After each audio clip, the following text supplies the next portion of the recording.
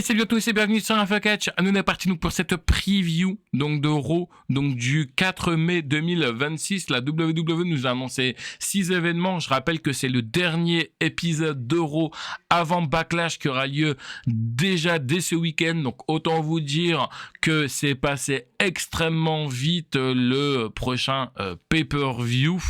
Allez, au programme, 2 signatures de contrats annoncés par la WWE, donc celui donc de Sol Ruka qui a récemment fait ses débuts du côté donc du roster principal où elle est venue défier Liv Morgan pour son titre. Alors on verra si Liv Morgan viendra lui coûter sa signature de contrat à Sol Ruka. On aura la réponse cette nuit. Et puis la deuxième et dernière signature de la soirée, c'est pour nous officialiser un match qui est déjà officiel, parce que oui, ça c'est l'habitude de la WWE de nous faire des signatures alors que c'est déjà officiel, du match opposant Roman Reigns qui va défendre son titre WWE face à Jacob Fatu ce week-end du côté donc de Backlash. Donc pareil, on verra ce qu'il se passera lors de cette signature de contrat, parce que je rappelle que lors du dernier épisode de Raw, on a eu Jacob Fatu qui a pris l'avantage psychologique sur Roman Reigns en l'attaquant. Est-ce que Roman Reigns se vengera? On verra bien ce qu'il se passera donc dans cette signature de contrat.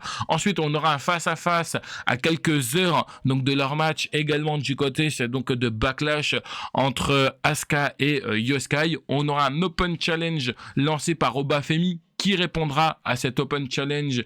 On le saura cette nuit. Et puis les deux seuls matchs qui ont pour le moment été annoncés de la part donc de la WWE, il s'agit du match tag team opposant Kevin Evans et Penta face à Rusev et Ethan Page, et on aura Finn Balor qui fera face à JD McDonagh, et plus nous serons annoncés. Vous savez que pour suivre l'intégralité de cet épisode de Raw, 2 solutions s'offrent à vous, soit en cliquant donc dans les liens qui sont dans la description, où je rappelle encore une fois que les liens qui sont dans la description sont complètement gratuits mais non légaux, et que c'est uniquement qu'en version anglaise et qu'il faut utiliser un bloc pub, comme je me tue à vous le dire, et un ordinateur. Et pour les gens qui ne souhaitent pas passer par les liens qui sont dans la description, ce que je peux tout à fait comprendre, dans ce cas-là, vous avez l'option Netflix qui s'offre à vous. Allez, quant à moi, je vous retrouve plus tard pour une prochaine vidéo. Bye tout le monde.